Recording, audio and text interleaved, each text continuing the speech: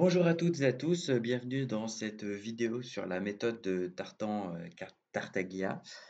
Après avoir vu le contexte historique, on va voir maintenant quelques généralités sur les équations de degré 3 et ce qui va nous permettre de comprendre en fait pourquoi et comment en fait cette méthode de Cardan-Tartaglia va fonctionner. Et donc du coup à la fin de la vidéo, je vous expliquerai globalement les méthodes utilisées et ensuite on verra les exemples pratiques dans la vidéo 3. Alors, déjà, 1 chose, une équation polynomiale de degré 3, hein, c'est quoi? C'est une équation du type ax³ plus bx² plus cx plus d, où ABC sont des réels et A est différent de 0. Alors A différent de 0, bien sûr, hein, si A égale 0, on a une équation du second degré et on faudra retenir que A est différent de 0 parce que vous allez voir, on va beaucoup diviser par A. Une petite remarque, on appelle la fonction donc f définie par f de x égale ax³ plus bx carré plus cx plus d, la fonction polynomiale associée du coup à cette équation ou au polynôme. Et on appelle alors a grand x³ plus b grand x carré plus c grand x plus d le polynôme associé. Donc en fait, il y a 3 choses différentes ici. Il y a l'équation polynomiale, il y a la fonction polynomiale et le polynôme. On a tendance à appeler tout ça polynôme. En fait, le polynôme, c'est avec les grands X. Alors, dans le supérieur, on étudie donc l'ensemble des polynômes, le corps des polynômes, tandis qu'au lycée, on a plutôt tendance à utiliser les fonctions polynômes, mais en les appelant polynômes. Bon, c'est pas bien grave tout ça, parce que en fait, vous allez voir que nous, ce qu'on va parler, c'est des racines du polynôme. Donc, en fait, le mot racine, c'est pour un polynôme, donc avec les grands X. Des solutions de l'équation polynomiale, donc quand on a une équation, on a des solutions, et des zéros de la fonction polynomiale. Donc quand on a une fonction, les zéros, c'est quand elle s'annule. Et en fonction de l'objet choisi. Donc racine pour polynôme, solution pour l'équation polynomiale, et zéro pour la fonction polynomiale, en fonction de l'objet choisi. Mais ces 3 termes, ça représente exactement les mêmes valeurs. Donc ne vous inquiétez pas si des fois je parle de fonction polynomiale, de polynôme, d'équation polynomiale, c'est pareil, d'accord? Nous, ce qui nous intéresse, c'est quand est-ce que c'est égal à 0, les racines, les solutions, voilà, et tout ça, c'est la même chose, d'accord? Ce sont donc 3 choses, mais qui représentent vraiment les mêmes valeurs. Et pour plus de clarté, moi, je vais plutôt utiliser les équations polynomiales et les fonctions polynomiales plutôt que les polynômes qui ne sont pas forcément vus par tout le monde, donc ceux avec les grands X. Ok, la suite. Propriété fondamentale, et ça c'est très important, des équations polynomiales de degré 3, c'est que toute équation de polynomiale de degré 3 a au moins une solution réelle. Et ça c'est important parce que ce n'est pas le cas pour les équations de degré 2 par exemple. Si vous prenez le polynôme x carré plus 1, bah, il ne va pas s'annuler. Hein, tous les polynômes dont le discriminant est négatif, strictement négatif, ne vont pas s'annuler. Tandis qu'une équation, un polynôme de degré 3, on est sûr qu'il a au moins une racine réelle. Démonstration.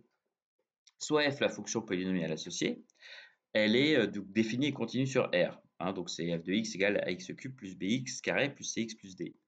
Si A est positif, alors par théorème de comparaison, f de x, la limite de f de x en moins l'infini et plus l'infini, ça va être la limite du terme du plus haut degré, donc ax³. Ax³, bah, en moins l'infini, ça fait moins l'infini, et en plus l'infini, ça fait plus l'infini. Hein, ax³, c'est quelque chose de positif fois moins l'infini, fois moins l'infini, fois moins l'infini, bah, ça fait moins l'infini. Et en plus l'infini, bah, on a quelque chose de positif, fois plus l'infini, fois plus l'infini, fois plus l'infini, ça fait plus l'infini. Donc on a une fonction qui part de moins l'infini et qui va vers plus l'infini. Et donc forcément, par le théorème des valeurs intermédiaires, il va forcément passer par 0, à un moment. C'est sûr. Au moins une fois. Au moins une fois. Alors, ça ne nous dit pas combien de fois il passe par 0, ça ne nous dit pas donc le nombre de solutions, mais on sait que ça marche. Et si A est négatif, bah, le raisonnement c'est le même, sauf que les limites sont juste inversées. Du coup, la limite quand x tend vers moins l'infini de f de x, c'est plus l'infini cette fois-ci. Et la limite quand x tend vers plus l'infini de f de x, c'est moins l'infini. On a une fonction qui part de plus l'infini qui va vers moins l'infini. Et pareil, par le théorème des valeurs intermédiaires, du coup, on sait qu'il existe au moins un zéro à cette fonction ou une solution de l'équation polynomiale.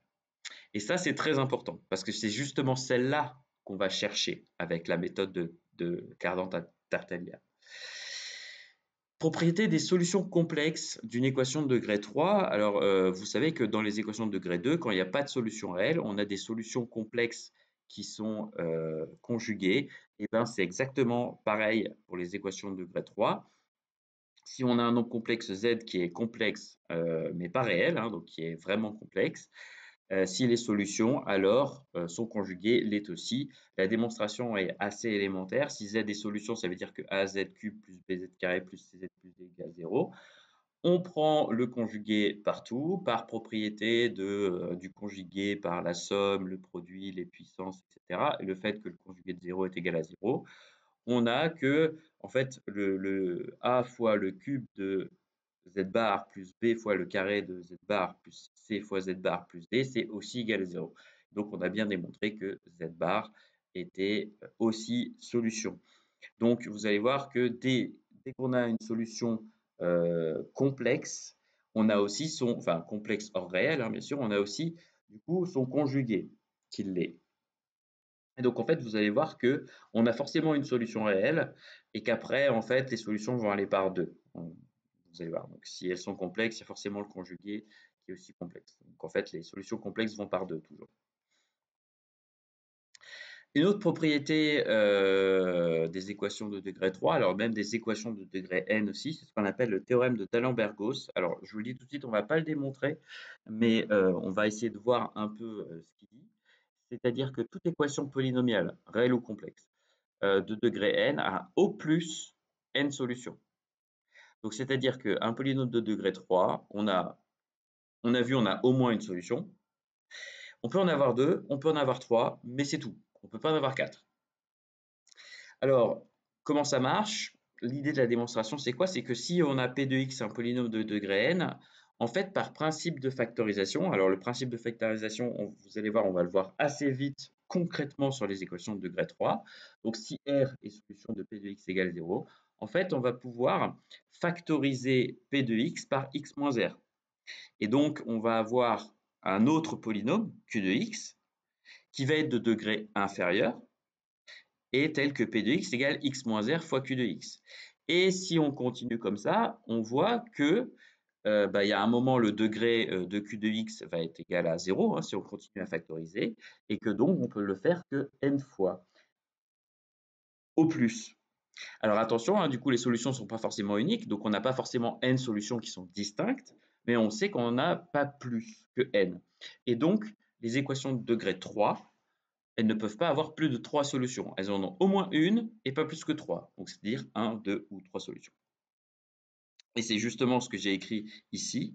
Donc, on va avoir 3 cas possibles, donc 3 solutions réelles distinctes, 2 solutions réelles distinctes. Alors, j'ai mis une simple et une double dans le sens où on verra au niveau des factorisations, du coup, il y aura un terme carré. Ou alors, une solution réelle et 2 solutions complexes, et on l'a vu, donc non réelles, et on l'a vu, elles seront conjuguées dans ce cas-là. Quelques petites résolutions faciles pour voir un peu, en fait, après comment ça va marcher, Cardan Tartaglia. Alors, déjà, premier cas très simple, soit une équation, hein, degré 3, ax cube plus bx carré plus cx plus d égale 0, telle que d égale 0, c'est-à-dire que 0 est solution. Donc, en fait, on va juste enlever le d. Qu'est-ce qui se passe? En fait, on va pouvoir, donc imaginons qu'on enlève le d, hein, vous voyez qu'on va pouvoir factoriser par x, et donc on aura, hein, pour tout x appartenant à R, notre fonction polynomiale qui va se factoriser comme x fois ax carré plus bx plus c. Et ça, c'est intéressant parce que si on cherche à résoudre du coup ax cube plus bx carré plus c plus cx pardon, plus d égale 0, et ben c'est équivalent à x fois ax carré plus bx plus c égale 0. Et par le théorème du produit nul, si on a un produit qui est nul, ça veut dire que forcément l'un des deux facteurs est nul, c'est-à-dire x égale 0 ou ax carré plus bx plus c égale 0. Et ça, ax carré plus bx plus c égale 0, on sait faire. C'est du degré 2. Donc en fait, le principe de factorisation, vous allez voir, c'est ça. C'est qu'on va avoir une équation de degré 3 dont on va chercher la solution dont on sait qu'elle existe euh, par, euh, par les limites et le théorème des valeurs intermédiaires. On va ensuite du coup factoriser et on va se ramener à une équation de degré 2. Donc là, je l'ai mis pour x égale 0, hein, quand 0 est solution, mais c'est vrai aussi si on a une solution qu'on connaît, donc imaginons une solution d'une équation de degré 3, dont on connaît une solution réelle R, hein. Donc imaginez qu'on sait que par exemple 2 est solution, 3, moins 12, peu importe. C'est-à-dire que AR cube plus BR carré plus CR plus D égale à 0, hein. Et donc on va pouvoir factoriser donc le polynôme qui est ici associé par x moins R. Alors ça donne quoi? Donc ça va dire qu'il va exister du coup deux réels, donc petit e et petit f, tels que ma fonction polynomiale ax cube plus bx carré plus cx plus d, ça va être à fois donc x moins r, donc on factorise par x moins r, et on va avoir un polynôme de degré 2, et qui va être en plus unitaire, parce que vous voyez que j'ai sorti le a de la parenthèse. Donc j'ai plus, en plus, j'ai même plus que deux coefficients à trouver, et non pas trois. Et donc, vous voyez que bien que quand on connaît une solution, on va pouvoir factoriser et donc se ramener à un polynôme de degré inférieur à 1 de 1. Et donc, pour une équation de degré 3, une fois qu'on aura notre solution, on pourra factoriser, on aura une équation de degré 2, et ça, on sait faire. Et on pourra généraliser ça pour une équation de degré 4. Si on trouve une solution, on passe au degré 3 avec Cardan, Tartaglia, on sait faire, etc. etc. Et donc, voilà. Donc là, c'est ce que j'ai dit, hein, c'est-à-dire qu'on va avoir soit x moins r égale 0, donc x égale r, mais bon, ça, on la connaissait déjà, soit une équation du second degré. Ok, très bien. On va faire un exemple, justement, sur une équation de degré 3. Donc j'ai pris 2x cube moins 6x carré plus 2x plus 4 égale 0. Et imaginons qu'on arrive à trouver une solution évidente, ou alors on vous la donne. Donc ici 2. Alors on peut vérifier hein, que 2 est bien solution, hein. Si vous faites 2 fois 2 au cube, ça fait donc 2 fois 8, ça fait 16, moins 6 fois 2 au carré, moins 6 fois 4, ça fait moins 24, plus 2 fois 2, 4, plus 4, et si on fait la somme de tout ça, ça fait bien 0. Donc 2 est bien une solution. Alors j'ai mis évidente entre guillemets, hein, parce que c'est pas évident hein, quand on voit l'équation. Et donc on va pouvoir factoriser ce polynôme-là par x-2. Donc ça veut dire qu'il va exister deux réels E et F, tels que mon polynôme de départ va s'écrire comme, alors je mets le 2 en facteur ici devant, x-2 fois un polynôme de degré 2 dont le coefficient x carré vaut 1 en plus. Donc ça veut dire que là on va devoir trouver que un E et un petit f pour que ce soit égal. Comment est-ce qu'on fait pour trouver E et F?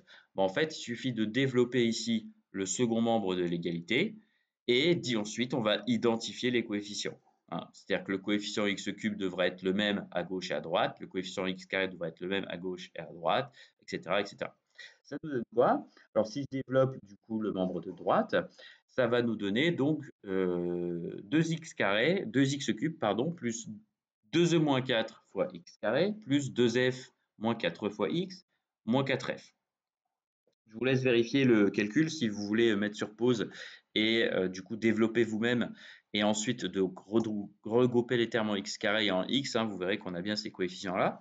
Et donc, par identification, on a forcément 2x cube, on voit bien que c'est le même à gauche et à droite. À gauche, là, en x carré, on a moins 6, et à droite, on a 2e moins 4. Donc 2e moins 4 égale moins 6.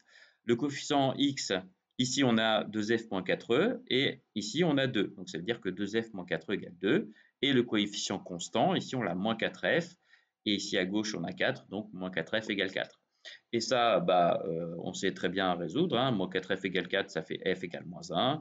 Et 2e moins 4 égale moins 6. Hein. Ça fait 2e égale moins 2. Et donc, ça fait e égale moins 1 aussi. Alors ici, e et f sont égaux, hein, mais c'est un hasard. Hein. Et donc, du coup, comme on connaît ef, on peut factoriser notre polynôme correctement. C'est-à-dire que 2x cube moins 6x carré plus 2x plus 4, c'est 2 fois x moins 2 fois x carré moins x moins 1.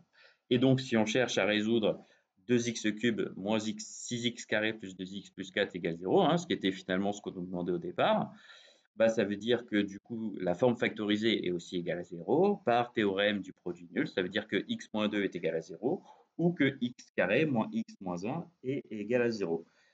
X moins 2 égale à 0, ça veut dire que x égale 2. Bon, ça, on le connaissait déjà. Et si on résout l'autre, on trouve 1 plus racine de 5 sur 2 ou 1 moins racine de 5 sur 2. On trouve le nombre d'or et son conjugué. Oui, hein, ici, je me suis arrangé pour avoir le nombre d'or. Bon, bref. Mais on sait résoudre. Voilà, on calcule le discriminant. Ici, il vaut 5. Et ensuite, moins b plus ou moins racine de delta sur 2a. le classique. Et donc voilà comment, quand on connaît une solution d'une équation de degré 3, on arrive à trouver les autres. Donc c'est ça l'idée. Donc la propriété générale de factorisation des solutions dont on connaît une solution. Donc si on a une équation de degré 3 dont on connaît une solution R, on peut la factoriser par du coup x moins R, et on a même des formules pour petit e et pour petit f. Donc on aura E qui voudra R, donc la fameuse solution qu'on connaît, plus B sur A, et F, ce sera AR carré plus BR plus C, le tout divisé par A. On va évidemment démontrer ça, vous allez voir. Si R est solution de étoile, donc là on part du fait que la solution R, on la connaît, on sait qu'elle est solution. Ce qui veut dire que AR cube plus BR carré plus CR plus D est égal à 0. Et donc, dans mon équation là, étoile, donc ax cube plus bx carré plus cx plus d égale 0, je peux enlever ça parce que ce qu'il y a dans la parenthèse, ça vaut 0. Donc si j'enlève 0, je ne change rien. Là, vous allez voir, je vais du coup regrouper les termes en cube, les termes en carré, les termes en x et en r, et les termes constants. Ça va donner quoi? Ça va donner a fois x cube moins r cube, plus b x carré moins r carré, plus c x moins r, et on a plus d moins d, du coup ça disparaît. Et là, on va factoriser. Alors, ici, x cube moins r cube, alors vous connaissez peut-être pas la factorisation, c'est une factorisation qui est assez utile à connaître, même si elle n'est pas vraiment enseignée, mais x cube moins r cube se factorise par x moins r, et à ce moment-là, on a x carré plus xr plus r carré. Je vous laisse, si vous n'êtes pas convaincu, développer ce terme-là, et vous allez voir qu'on va bien tomber sur x cube moins r cube. X carré moins R carré, ça par contre, c'est le programme de lycée, hein, c'est la troisième identitaire marquable. Donc ça se factorise en x moins R, x plus R. Et là, on n'a rien à faire.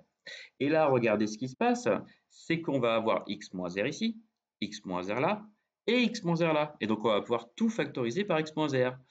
Donc, on va avoir x moins R en facteur. Alors, j'ai aussi factorisé le petit a. Et donc, on va avoir, du coup, si on factorise donc, dans la grande parenthèse, on va avoir donc du coup ici x carré plus xr plus r carré. Plus, attention, alors b sur a, parce qu'on a factorisé par a. Donc, quand on va remultiplier a fois b sur a, on va bien tomber sur b. Et donc, le x moins r est factorisé, il va rester x plus r.